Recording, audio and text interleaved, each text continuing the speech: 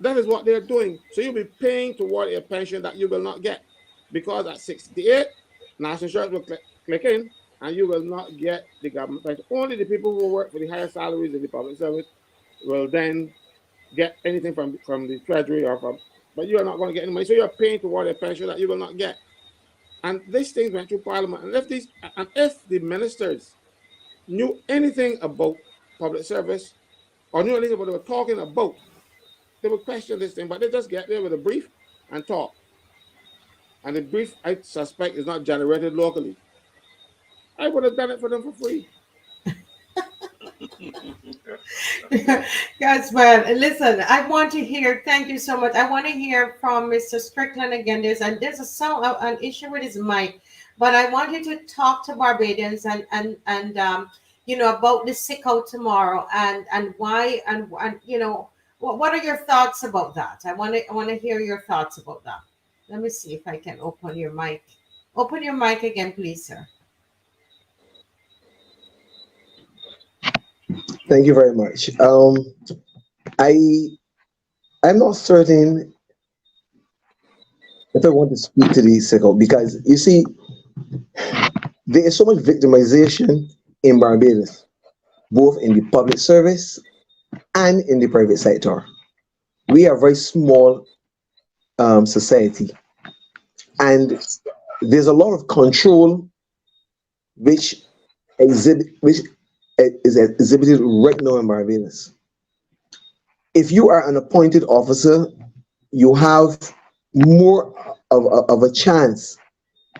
But because as a temporary officer, your contract of service says 1 day's notice on either side, no matter how many years that you have been working. Employers in Barbados have had opportunity and have exercised that opportunity to, knowing the legal system, the employment rights legislation, whatever else, to put individuals in a very uncomfortable situation. And therefore, as much as I would want to put pressure on government, I am very concerned about those individuals who would make that decision. Now, the fact that this is being discussed openly in Barbados, for any individual who do not report for work tomorrow, no matter what is wrong with them or not, that is going to be deemed, is going to be seen as if that person is sicking out because of this. And therefore, I am very, very concerned in respect of that. There are two quick issues I want to touch on. The question that Lynette asked about national insurance getting out there and whatever else. Unfortunately, the compliance section of national insurance, in my opinion, is so small because you have one inspector who covers the whole of St. Lucie and part of St. Peter, and there are hundreds of employers, self-employed persons in that one location. So therefore, it is extremely difficult for manually. There need to be a lot of I don't know, town hall meetings. There need to be seminars. There need to be a whole lot whereby employers, several people are brought in and educated about national insurance and so forth. But there's the other issue that I would want to speak to very quickly, because there are a lot of employers, who have the contract of service with the employees that they must retire at 65.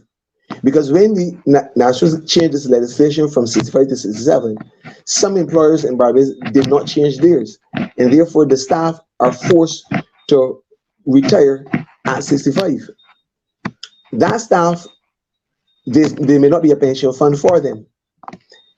That staff member then is forced to claim 6 months unemployment and then be forced to take an early pension, which they are stuck for the rest of their lives. So those for staff in those companies, they are now looking at a 3-year. Well, it was 2 years, 65 to 67, without an income unless they claim an early pension for survival. And now it's going to be 9% rather than 6%. You're moving now from 67 to 68. So there's 3 years. And therefore, those are the ones that I'm very concerned about also. So this matter of national insurance is very, very deep in the lives of individuals. This is not just legislation. This is deep in the lives of individuals and boys and girls, sons and daughters. Households are going to further feel the pressure. So that when National says it's your lifeline, as much as I believe it to be true, more and more persons are going to have their doubts. But that is that last point that you raised. I mean, that is, I mean, because I know somebody who retired early, and with the pension that they were getting, they regretted it. So somebody now being forced to do this. I mean, like, so who's speaking on their behalf?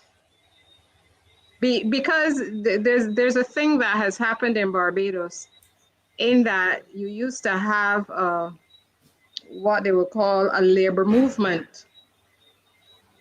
But now it seems that it really has to do with trade unions looking out for their members, their own members.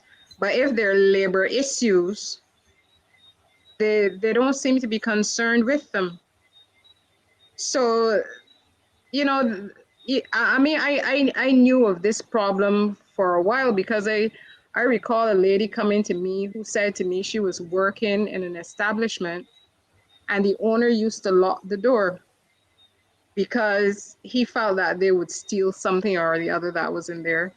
So I said to her, well, why don't you go to one of the, I was a minister at the time, to be honest. And I was saying to her, well, certainly that this is something that one of the unions would want to take up. So she said that she did approach the union, but then if she joined the union and they came on her behalf, but then maybe she would lose the job. You see, those are the realities that some people face. And you know, she has her children to send to school. But I would like to think that saying that there was something called a labor movement and that you're concerned with labor issues, that even if it were not a member, it would be something so important that you could still pursue. But you know, you have people now who are left out because they haven't joined the union or something like that. But that issue that you raise is a really critical issue. It is. You know, I think, thank you so much, Mr. Strickland, for coming on. We do have, you know, the questions are coming, and people are still coming on. The numbers are increasing. We're almost at 700 people on. And you know, there's something Mr. Strickland said. I'm sorry, his mic is scratching up a lot, but you talked about victimization, etc. But you know, I'm wondering, somebody says here, sir, are you saying Bajans should be scared, stay quiet, and continue to be walked and stomped on? I think that, because I know when we open this mic, there's a problem with the mic. But just let me say here that victimization is real. You know, I've experienced that in this country. But I also want to say that, you know, there comes a time, though, that you're going to have to decide, make a decision that, listen, you understand that victimization. I think Mr. Strickland is saying you're going to go in it, go with your eyes wide open and understand that there's a possibility of that. But the question is, are we going to allow that to cause us not to do what we know is the right thing? Are we going to allow, because of that, allow people to stamp on us? When I open my computer and I put on my microphone, Lynette, and I come on here, I understand that. I understand that I'm going to be victimized, and I have been. You understand? But if we keep doing that, if we keep saying we're not going to make a stand, we're not going to take a stand because we're going to be victimized, we are going to be, next year this time, we're going to be talking on here, talking again about another issue, because they're going to continue to as I said, in Bajan's parlance, they're going to jobby on you. Okay, they're going to keep doing it. It's going to keep happening. So there has to come a time when you make up your mind. Listen, enough is enough. You reach that point, and I think the point that Mrs. Strickland is making is a valid point. But going in with your eyes wide open. If you allow fear, nothing is going to change. Nothing. Yes, that's just my 2 cents about that. A minute. No, Marcia, I think too that what you have to be doing, and you can be conscious of doing it, is that you're trying to create a culture now where you don't fear that victimization, where people will get used to the idea that you will protest. I am sure the government and everybody else in France understands that if there's anything that goes wrong, farmers are going to come out with their tractors in the Netherlands and block the whole road. The police isn't going to really arrest anybody because that's part of their culture. In fact, the policeman's father might be one of the people driving the tractors into the city to block the city. You know, they do things like bring a truckload of tomatoes and dump them at Parliament. But that's their culture. They've created that probably over centuries. So we have to build that kind of culture now. Because I notice myself that there are some people who, even in political terms, they strongly support a particular political party, and they still work in the civil service, and they still get their promotions. And people just know, okay, he supports X party, he supports Y party. And they're not victimized really, because it seems as though when you get beyond, there's some threshold that you have to cross. Yes. Oh, that was in your time. It's not happening now. That's not happening now. It's not happening now.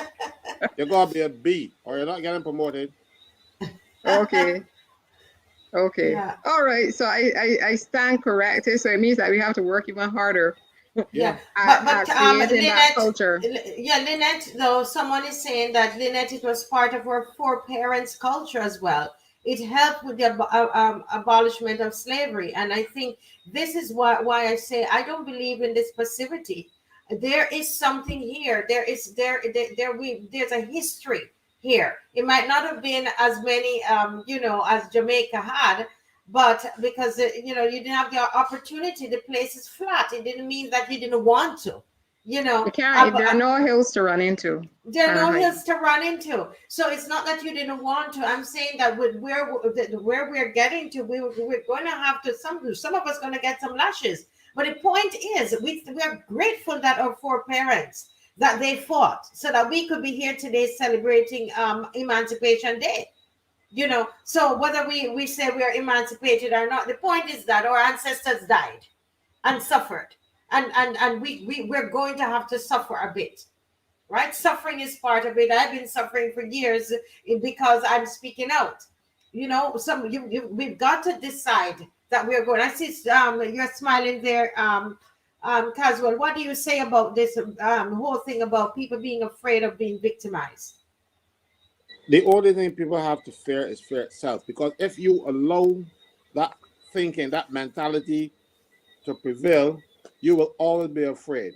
You will always be in stress, and you will die young because the stress will kill you. You have to stand up for yourself sometimes. But people are so used to saying, well, if the unions get this benefit for their workers, I can get it too, so I ain't gonna do nothing. Yeah.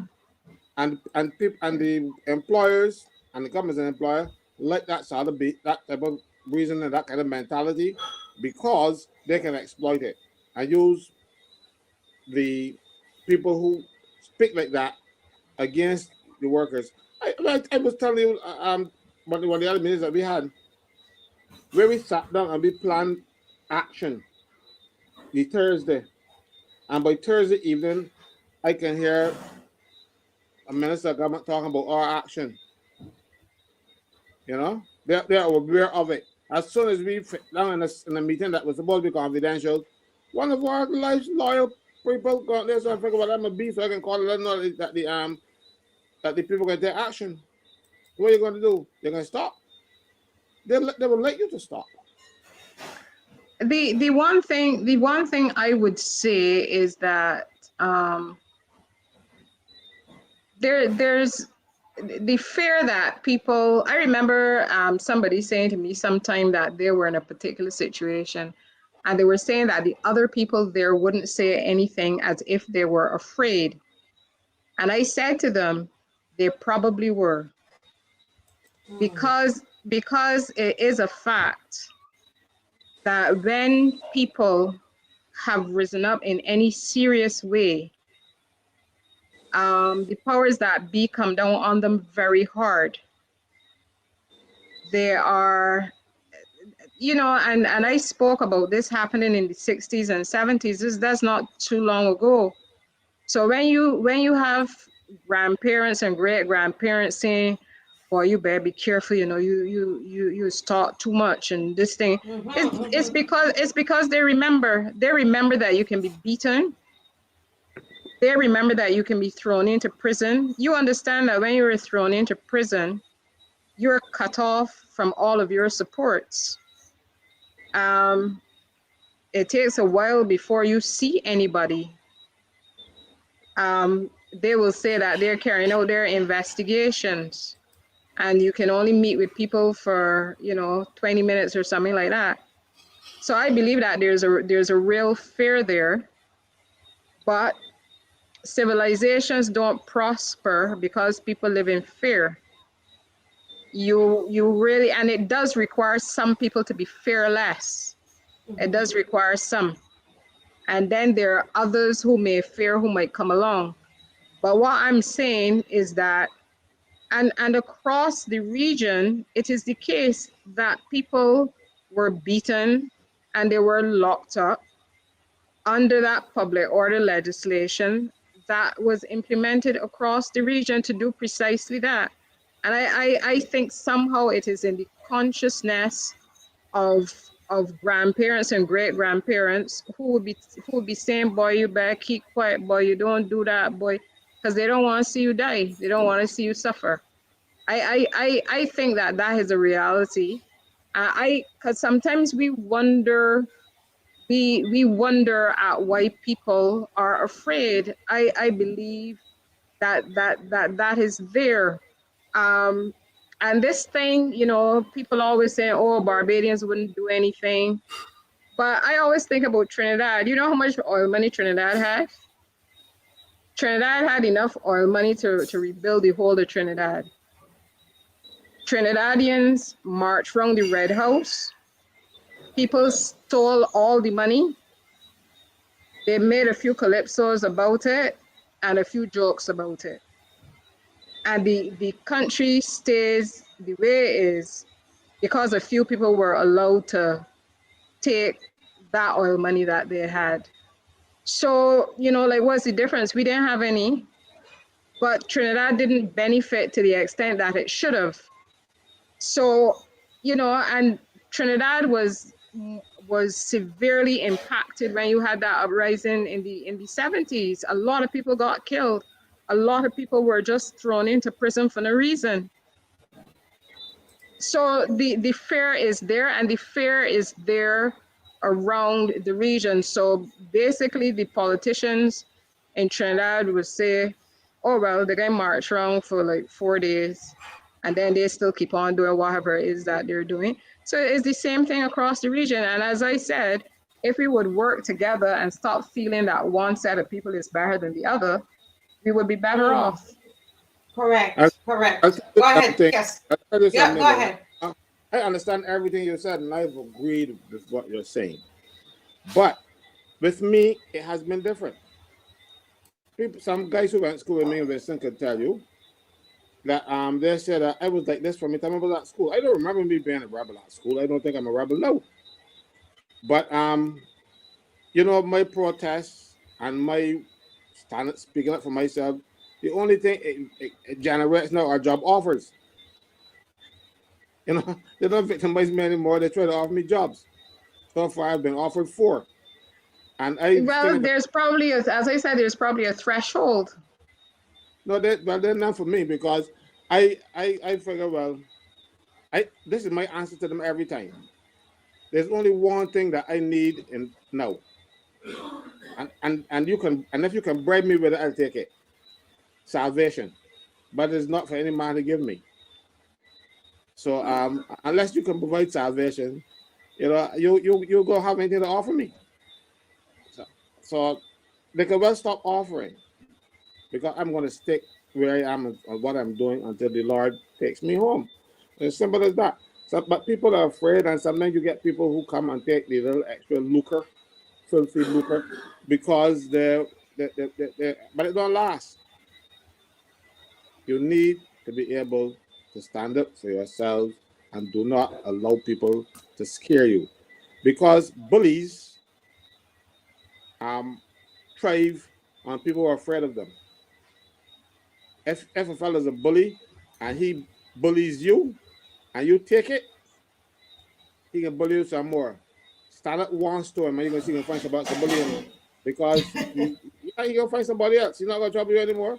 But people like apparently people like so I don't know if they like being bullied or they tolerate it because for some other reason. No, stand up. These people are bullies. You're seeing them behaving like bullies now. Only a bully would do what they did in the house on Friday. On Friday, so tell them we can't stand for this. That's all. Yeah. The small point I wanted to make too about the consultations is that, if somebody, suppose I've gone to the consultations, you still really can't comment on anything until you see it in the form of the bill. You That's know, what my you was saying last couple of days. yeah, I mean, you could talk as much as you like, and you could put as much as you like in the policy paper. You could put a policy paper to me, but if I haven't seen the legislation, I actually don't know for a fact what you're proposing. You only know when it comes in the legislation, and then even in the legislation, only partly so. So, they're saying that they've consulted widely and all that. Was that consulting on the bill?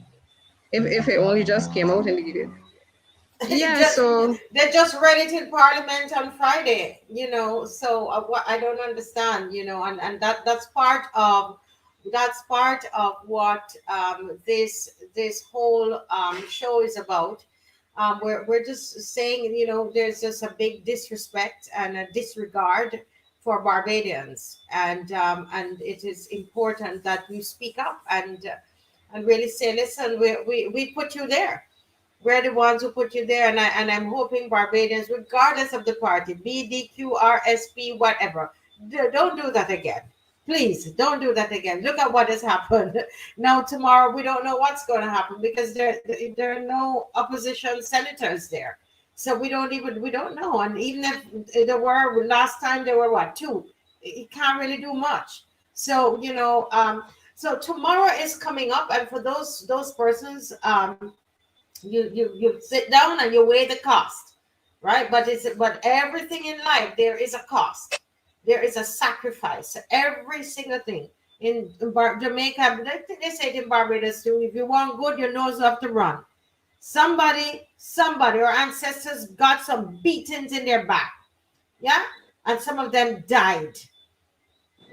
Okay, and some in this, some people, some of us are going to have to face some kind of backlash for it, but we have to stand up for our own dignity, our human dignity, right? We have to stand up for our generations. We have to stand up. So everybody on here, I give you literally 1 minute, because it's 9:51. We're gonna finish now.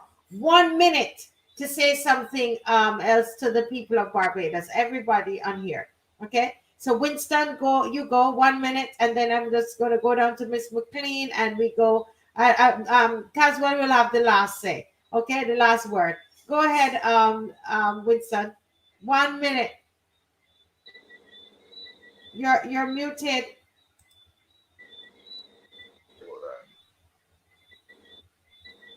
Okay, all I'm saying is I want everyone not to be afraid.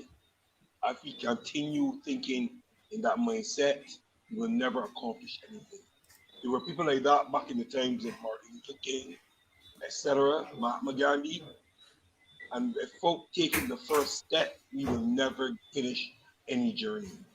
We need to come out tomorrow, stand up for what is rightfully ours. You're not asking because it's all right.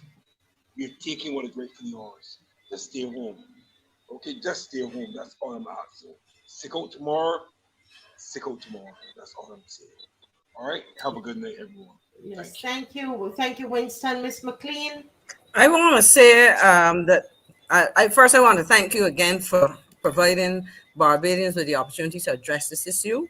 And I want to speak directly to the Prime Minister of Barbados. She's the Minister of Finance. She's been going out around the world saying to the world that she is championing all kinds of causes, but there is a significant contradiction here on the ground. We in Barbados are being asked to accept shabby treatment from her because she's Prime Minister, leader, in head of government. We are asking you to come to the people and tell us in a substantive, honest, right, frank, open, transparent, whatever you want to describe it with, what exactly you're being proposed. What transpired in Parliament was a sham, and if it continues in the Senate tomorrow, it will be the same thing. You have taken, or you're proposing to take decisions, and you are going against all that you said. I am not prepared to sit down and watch you, because at the end of the day, we have to represent what is in our best interest. We may not have voices inside there to challenge what happens. And even if you did, because it takes a simple majority to pass certain pieces of legislation, once government is present in the House and in the Senate, if there were others, it would happen. But we are saying enough is enough. If you're trying to present to the world that we do things in Barbados a certain way, demonstrate it on the ground, come to the people and share exactly what is proposed, explain to people. If there's consultation, let it be meaningful, let it be substantive, and not be simple form. Because in the absence of that, you are not doing what you have been chosen to do and what you say you're planning to do. Thank you, Ms. McLean, and thank you for being on. Mr. Strickland.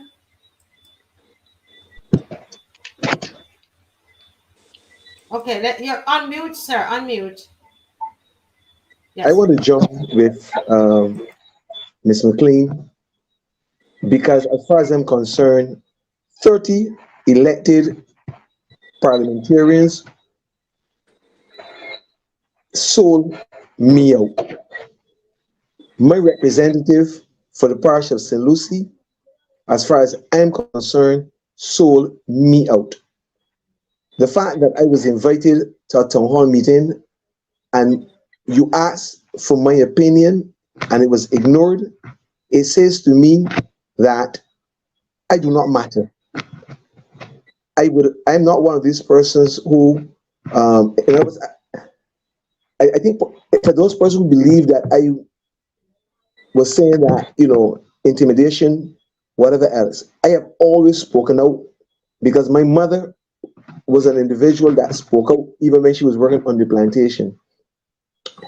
For tomorrow, I believe that the die might have been cast, but the question is whether we can still march, we can still do whatever we need to do after that, before it is gazetted.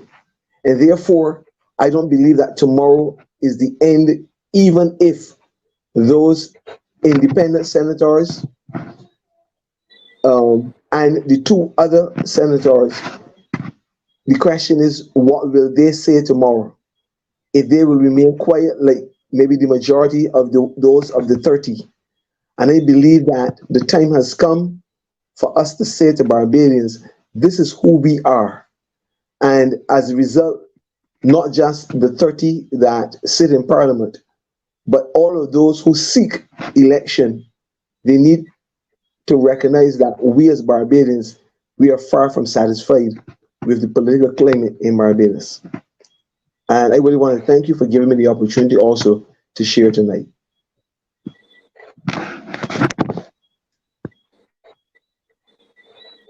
Okay, so I want to start by thanking Marcia and thanking all of the panelists because I've learned a lot from you. Um, I do want to say to Barbadians that, I mean, like myself, there's nobody for me to call in order to go on a sick out. But you can think in your own way what you can do to show that you are acting in solidarity with those who will do it. You can write a senator, you can write your member of parliament, you can go down to the parliament on your own. We're not going in a group or anything, but it has been the norm that people go down to parliament when parliament is open. So there's nothing wrong with individuals doing that once you're not congregating. So that can be done. I want to say to the members of parliament, those who sit in the lower house, some of you, I know some of you, and you know, I've seen for a while now that it has become the norm that you just rush legislation through the house when many of you know, you actually know better, and you are actually taught why you don't rush it through the house. You were taught that it has to be circulated to the people first before you debate it. You were taught that.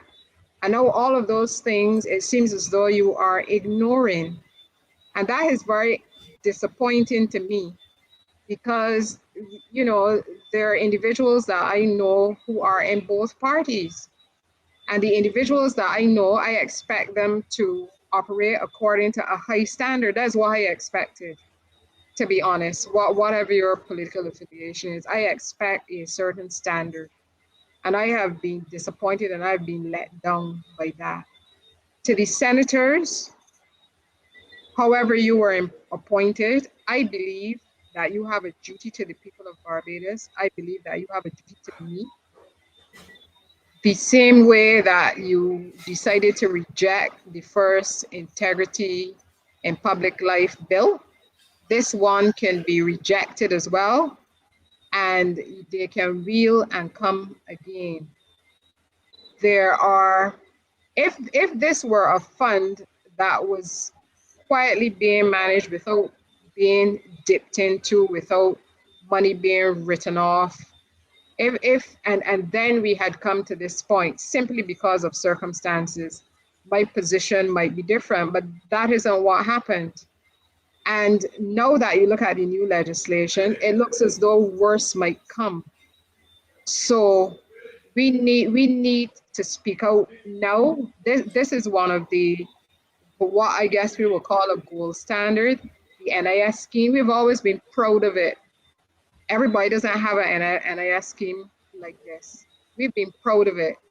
And it would be very disappointing to me if an institution like this one was undermined, and God help us if it is destroyed.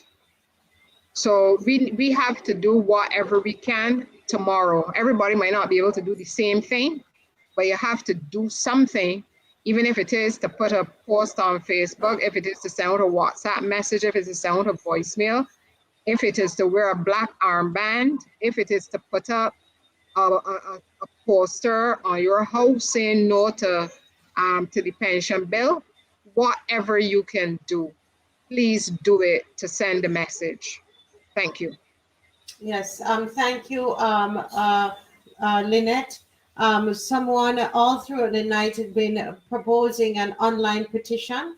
And so, Caswell, we will present that to you, and to see how, and anybody who wants to support, to offer administrative help with these kinds of things, the online petition. So they're asking for the sick out, the online petition. As Mr. Strickland said, tomorrow is not the end, right? We have the sick out, the online petition, and on March. I know that And people have been asking for these things. Lynette is talking about going to writing your NP, and we have to determine what is it we're asking for. We're asking definitely we don't want this thing passed tomorrow, and if it's passed, we want a halt to it. That they need to stop in their tracks. I think those are some of the things that we are asking. We are asking for consultation with the people. Coming to discuss the matter with the people. I know that they had some of that before, and they haven't listened to it. But we need to demand all of these things, okay?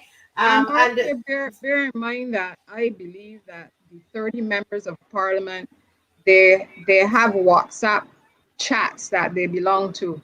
And some of the people listening, they are in the WhatsApp groups. So that is where they can make their suggestions to their MP. The same way that they use them to give you messages, you can give them back messages. correct. Social media, use it as much as possible, and get on the brass tacks. Keep brass tacks going, guys. Keep it going. They get it in the day and in the night, and we just keep pushing and keep pushing, not giving up. All right. Before Mr.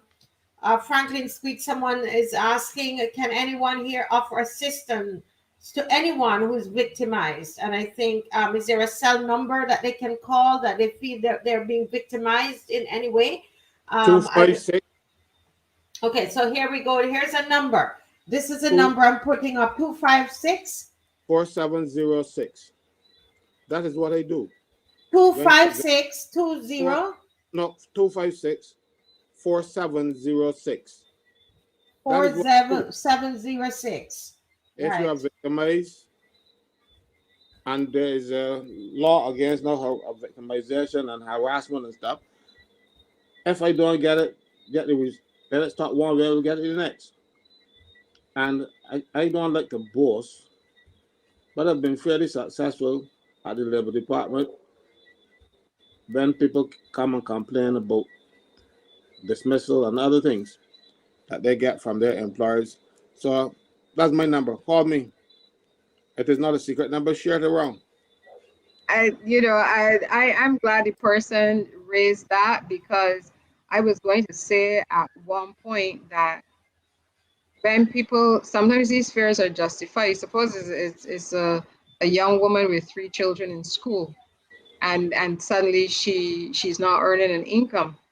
I think that we have to be prepared to assist in cases like that as well when called upon. Yes, and that is the kind of talk, Lynette, I love that. That is what that, and I'm so happy Mr. Strickland brought that up. It's the elephant in the room, and he brought it up tonight. I'm glad that he did. But if we go off the heritage of our ancestors, we're going to go up there. We're going to take care of each other. That's why we could say happy emancipation day to day. Yeah, that's why we were able to do it. All of our grandparents, all of our ancestors. And I'm glad Mrs. Strickland raised it up, as I said. And Lynette, that's an excellent suggestion. Call 256-4706 if feel that you're being victimized. That's also on WhatsApp, no? They can also do WhatsApp, okay? That is the level of technology, Yes. But when people are talking about online petitions, even though I support them and that kind of stuff, it is not something that I can do or I do. I am not. Listen, we are going to support you, Mr. Franklyn. I believe people are going to call. They're going to call and they're going to support you. I'm going to also, anybody who wants to help with the online petition, give me a call, 236-7000. WhatsApp me if you can help. It takes a village. It takes all of us, right, Winston? That's correct. It takes all of us. Yes, and some people have done the online petition before, so some people know very well how to they do know what to do. So we can't leave everything up to Mr. Franklyn. I've done them. I've done quite a few. So what I'm telling you, like for instance, with this one, I was so glad I spoke with Marcia because I wanted to. I have a Zoom account that I'm gonna make me pay taxes on now too, and I was planning to go out there and have Zoom sessions with people. After we spoke to Marcia, we decided we're going to do it on her show. Her show already has following. Rather than me and my foolishness, I thought it would be better to don't want to say use Marcia. Well, No, you know what? But I was the one who called you. Remember? yeah, So and we're not at all. This is what yeah. we do. So, This so is I what said, we well, do. I was very happy, and she readily agreed that we will go down this way, and I'm very thankful for her. You see, but she has done so much service to this country already. She said she wasn't born here and stuff, and she's not. But you're Bajan, don't worry, you're Bajan. Trust me. Yes, The I'm a only, Bajan, and I'm the, a Bajan, and nobody not going to step on me. She fell in love with the Bajan and she's here and she's very much 100% Bajan. you know, Listen, you see, and I tell listen. you, people like you are unsung heroes. You don't get the Barbados service star, Barbados this and all kind of stuff, but you are doing more for people in this country than a lot of people who got these awards. Trust me when I tell you so. And this country owe you a debt. But as I said, I open up my computer and I come on because I just don't, Lynette knows and Miss McLean know me a little bit. I hate injustice. I just cannot stand it. And I don't, and that's what I do. So it's not, that's it. That's it. And I'm praying that I know that Bajans are going to, they're standing up. They're standing up. They're standing up. Over to you, Mr. Franklin, and we close. But thank you. I'm not going to be long. I was here since 7, and I am heartened by the responses that we've been getting. And I said I can do WhatsApp a lot. Well, I was a WhatsApper for the whole day.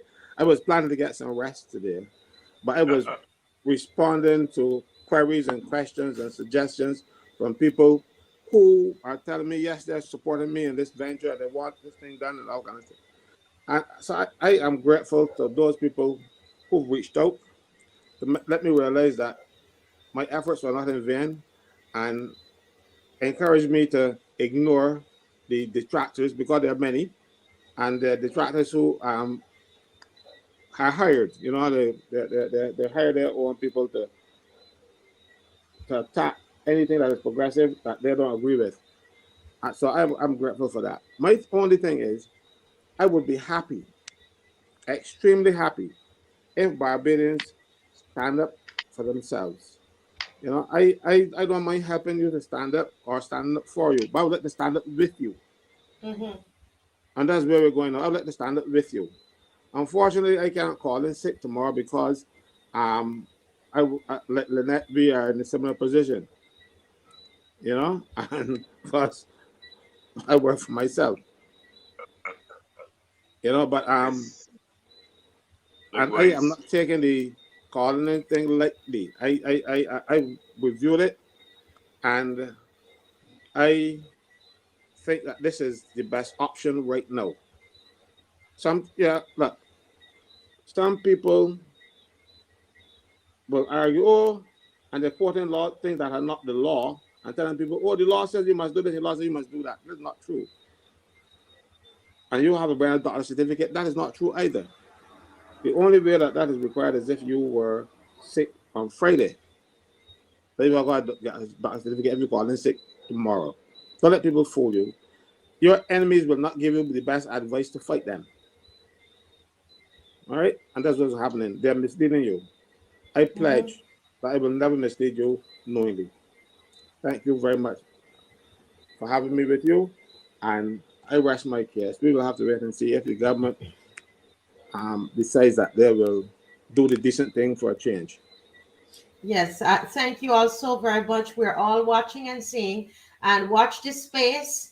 Watch this space, because whatever that announcement is, I'm telling you, we're gonna respond. We're going to respond. We're not going to nobody's going to trample upon us. Okay. So, guys, God bless you all. And we just want to bless everybody. We prayed for Caswell last night, and we pray for everybody. We want to pray for everybody who's going to make a decision tomorrow. everyone who's making a decision tomorrow on the sick out. We bless them and we pray for protection over them. I'm praying. I'm a Christian from Christian faith, and my brother there, Winston, is he is a Muslim. Somebody else might be Rastafari, ISIS is. Everybody, we pray to God, and we are praying and asking God for protection over everyone. We come against a spirit of fear and doubt and victimization, and we thank God that Barbadians are going to stand up strong and firm and bold. We thank God for Miss Lynette Eastman, who showed by example tonight, closing her business.